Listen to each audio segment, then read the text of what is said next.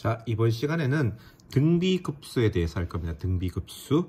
근데 이게 등비급수라고 나와 있는데요. 여러분들 혹시나 관련 독서, 책을 읽다 보면 등비급수란 말보다 무슨 말이 더 많이 나오냐 그러면 기하급수란 말이 더 많이 나와요. 그래서 등비급수랑 기하급수는 같은 말이다. 일단은 기본적으로 기억해 두시고요. 자, 등비급수란 말이 저번 시간에 해봤자 급수가 좀 어려웠죠. 어려웠는데 등비급수란 말은 조금 더 쉬운 말로 바꿀 수가 있어요. 뭘로 바꿀 수가 있냐 그러면 등비급수는 등비수열의 합의 극한이다. 등비급수는 등비수열의 합의 극한이다. 그래서 어떻게 보면 등비수열의 합을 구해서 극한을 해보면 돼요. 간단하긴 합니다. 간단하긴 한데 이제 매번 그렇게 할 수는 없으니 이제 좀 생각해 보는 건데, 자 그러면 결국 이렇게 되는 거죠, 그렇죠? 등비수열 합의 극한이니까 등비수열 합의 극한을 구하면 되는 거예요. 그럼 우리가 등비수열이라 그러면 얘가 이제 a 곱하기 r의 n 이렇게 이게 등비수열이잖아요, 그렇죠? 근데 이게 n-를 보기 싫으니까 그냥 an을 그냥 편하게 a 곱하기 r에 이거 적을게요. n-1에서 n이나 한 칸 차이니까 큰 차이는 없잖아요. 이렇게 두고 난 또 a가 0이 아닌 경우를 생각을 합시다. 왜냐 그러면 a가 0이면 그냥 0000이 상수 수열이니까 a가 0이면 무조건 수렴하는 모양이 되는 거니까 a가 0이면 재미가 없으니까 a가 0이 아닌 경우로만 생각을 하는데, 정말 시험 문제 가끔씩 못됐게 a가 0인 경우에 수렴한다 이거를 이용하는 경우가 정말 종종 있어요. 특히 문제집 같은데 심지어 EBS도 그런 문제가 나오더라고요, 보니까. 그래서 그런 거 조금 여러분들이 조심을 해줬으면 좋겠다. 시험 칠 때는 그런 거 혼돈되지 않도록 여러분들이 신경 좀 써주세요. 자, 그거 하고, 자, 저번 시간에 했던 거 잠깐 복습하면 보면 어려웠어요, 그쵸? 급수가 엄청 어려웠어요. 엄청 어려웠는데, 자, 시그마 n은 1부터 무한대까지 an, 이거 어떻게 구한다 그랬느냐? 수업 시간에 말했죠? 자기 생각은 절대 넣지 말고 시킨 대로 하시라. 순서대로 지켜서 하시라. 첫 번째 어떻게? 리미트 n이 무한 들어갈 때 an을 구해서 인마가 0이 아니면 무조건 시그마 n은 1부터 무한대까지 an은 뭐라고요? 발산이라 그랬죠? 고민할 필요 없는 거예요. 두 번째 리미트 n이 무한 들어갈 때 an이 0이면 이때는 몰라요. 이때는 0이 아니면 발산한다는 것을 아는데 0이라고 수렴할지 발산할지는 알 수 없다 라고 말했습니다. 그래서 이건 어쩔 수 없이 조사해 봐줘야 돼. 뭐 SN을 구한다 이 말이에요.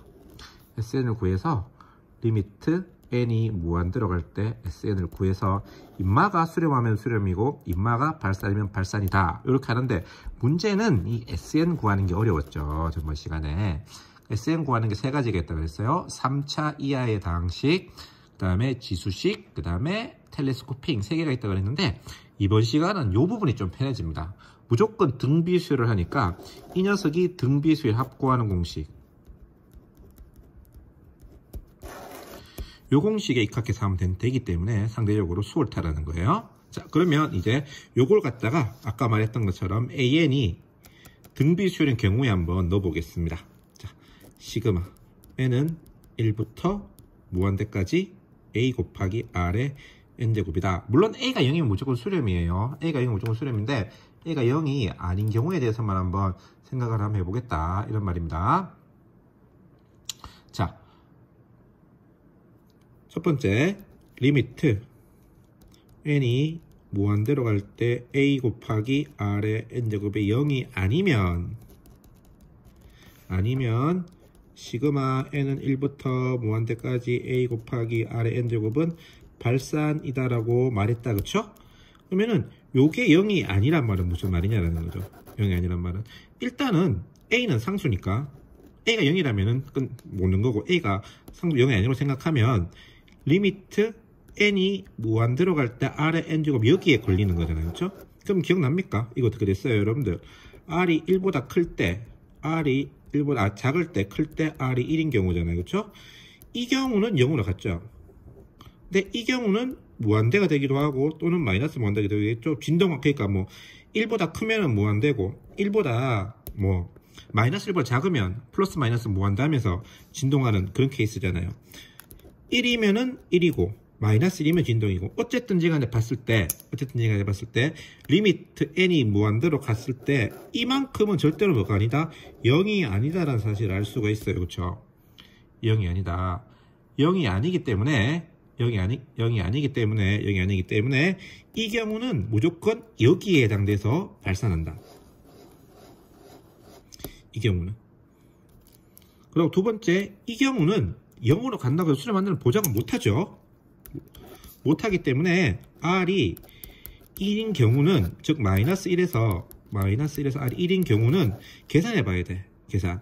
SN은 마이너스 1에서 1인 경우는 리미트 n이 무한대로 갈 때 AN이 0이기 때문에 이거를 갖다 1인 경우는 하셔야 되는데, SN을 1-R분의 이렇게 1-R분의 A의 1 빼기 R의 N제곱, 요게 SN이잖아요.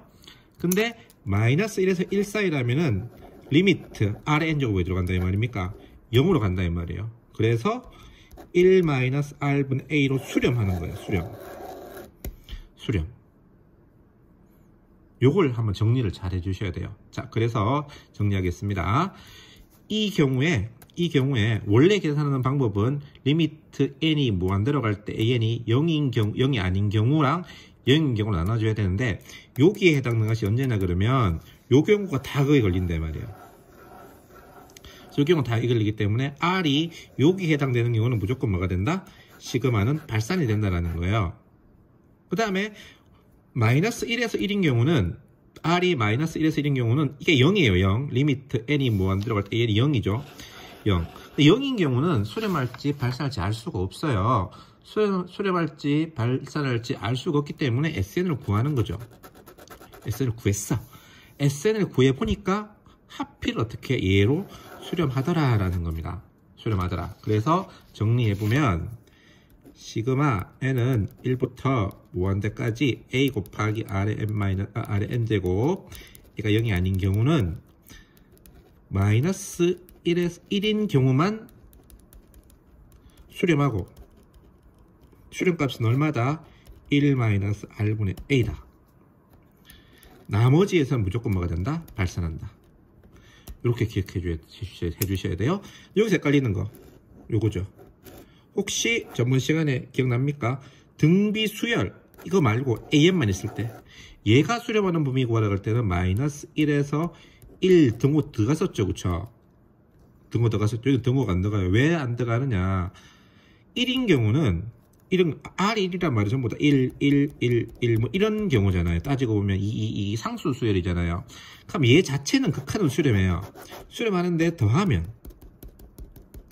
더하면은 수렴하지 않고 발산하죠. 그렇죠? 그래서 더했는 거에서는 상수가 빠진다는 겁니다. 그래서 여러분들 이걸 역시 기억하고 오셔야 돼요. 외우고 오셔야 됩니다.